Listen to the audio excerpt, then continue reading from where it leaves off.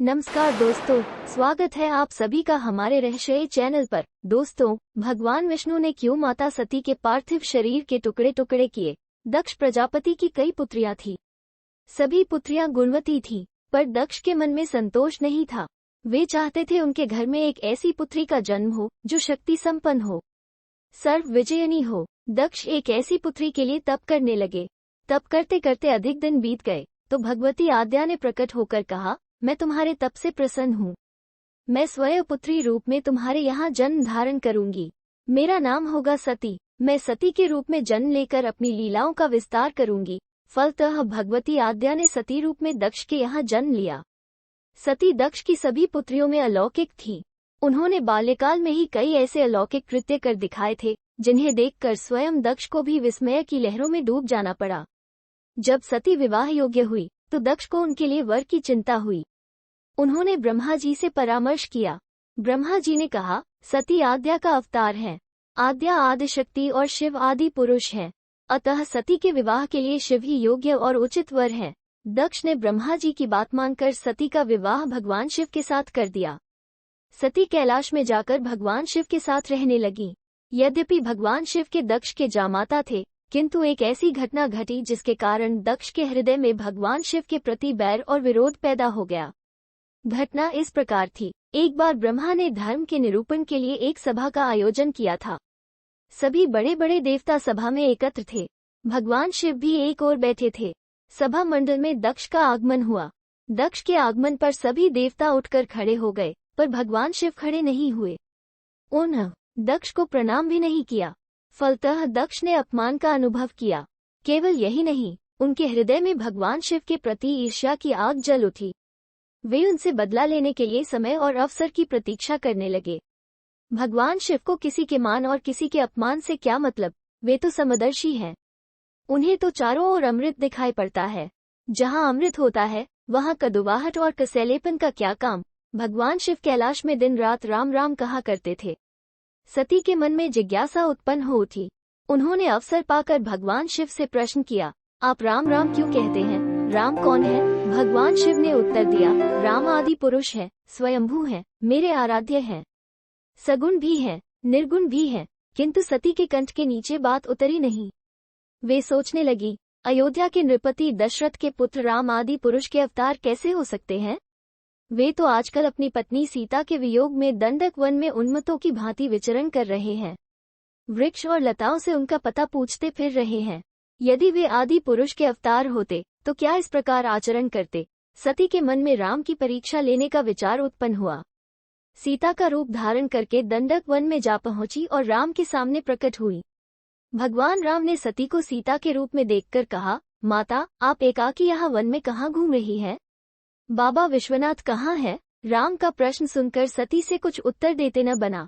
वे अदृश्य हो गई और मन ही मन पश्चाताप करने लगी कि उन्होंने व्यर्थ ही राम पर संदेह किया। राम सचमुच आदि पुरुष के अवतार हैं। सती जब लौटकर कैलाश गई तो भगवान शिव ने उन्हें आते देख कहा, सती, तुमने सीता के रूप में राम की परीक्षा लेकर अच्छा नहीं किया। सीता मेरी आराध्या है, अब तुम मेरी अर्धांगिनी कैसे रह सकती हो? इस जन्म में हम और तुम पति और पत्नी के रूप में नहीं मिल सकते। शिव जी का कथन सुनकर सती अत्यधिक दुखी हुई, पर अब क्या हो सकता था? शिव जी के मुख से निकली हुई बात असत्य कैसे हो सकती थी? शिव जी समाधिस्थ हो गए। सती दुख और पश्चाताप की लहरों में डूबने उतारने लगीं। उन्हीं दिनों सती के पिता कनखल में बहुत बड़ा यज्ञ कर रहे थे। उन्होंने यज्ञ में सभी देवताओं और मुनियों को आमंत्रित किया था, किंतु शिव जी को आमंत्रित नहीं किया था, क्योंकि उनके मन में शिव जी के प्रति ईर्ष्या थी। सती को जब ये ज्ञात हुआ कि उसके पिता ने बहुत बड़े यज्ञ की रचना की है, तो उनका मन यज्ञ के समारोह में सम्मिलित होने के लिए बेचैन हो उठा। शिव जी समाधिस्थ थे, अतः वे शिव जी से अनुमति लिए बिना ही वीरभद्र के साथ अपने पिता के घर चली गईं। किंतु उनसे किसी ने भी प्रेमपूर्वक वार्तालाप नहीं किया। दक्ष ने उन्हें देखकर कहा, तुम क्या यहाँ मेरा अपमान कराने आई हो? अपनी बहनों को तो देखो, वे किस प्रकार भांति भांति के अलंकारों और सुंदर वस्त्रों से सुसज्जित हैं। तुम्हारे शरीर पर मात्र बाघंबर है। तुम्हारा पति शमशानवासी और भूतों का नायक है। वो तुम्हें बाघंबर छोड़कर और पहना ही क्या सकता है? दक्ष के कथन से सती के हृदय में पश्चाताप का सागर उमड़ पड़ा। वे सोचने लगी, उन्होंने यहाँ आकर अच्छा नहीं किया। भगवान ठीक ही कह रहे थे, बिना बुलाए पिता के घर भी नहीं जाना चाहिए। पर अब क्या हो सकता है, अब तो आ ही गई हूँ। पिता के कटु और अपमानजनक शब्द सुनकर भी सती मौन रही। वे उस यज्ञमंडल में गई जहाँ सभी देवता और ऋषि मुनि बैठे थे तथा यज्ञ कुंड में धू धू करती जलती हुई अग्नि में आहुतियां डाली जा रही थीं। सती ने यज्ञ मंडप में सभी देवताओं के तो भाग देखे, किंतु भगवान शिव का भाग नहीं देखा। वे भगवान शिव का भाग न देखकर अपने पिता से बोली, पितृश्रेष्ठ, यज्ञ में तो सबके भाग दिखाई पड़ रहे हैं, किंतु कैलाशपति का भाग नहीं है। आपने उनका भाग क्यों नहीं दिया? दक्ष ने गर्व से उत्तर दिया, मैं तुम्हारे पति कैलाश को देवता नहीं समझता। वो तो भूतों का स्वामी, नग्न रहने वाला और हड्डियों की माला धारण करने वाला है। वो देवताओं की पंक्ति में बैठने योग्य नहीं है। उसे कौन भाग देगा? सती के नेत्र लाल हो उठे, उनकी भौहें कुटिल हो गईं। उनका मुखमंडल प्रलय के सूर्य की भांति तेजोदीप्त हो उठा। उन्होंने पीड़ा से तिलमिलाते हुए कहा, ओह, मैं इन शब्दों को कैसे सुन रही हूँ, मुझे धिक्कार है। देवताओं, तुम्हें भी धिक्कार है। तुम भी उन कैलाशपति के लिए इन शब्दों को कैसे सुन रहे हो, जो मंगल के प्रतीक है और जो क्षण मात्र में संपूर्ण सृष्टि को नष्ट करने की शक्ति रखते हैं। वे मेरे स्वामी हैं। नारी के लिए उसका पति ही स्वर्ग होता है। जो नारी अपने पति के लिए अपमानजनक शब्दों को सुनती है, उसे नरक में जाना पड़ता है।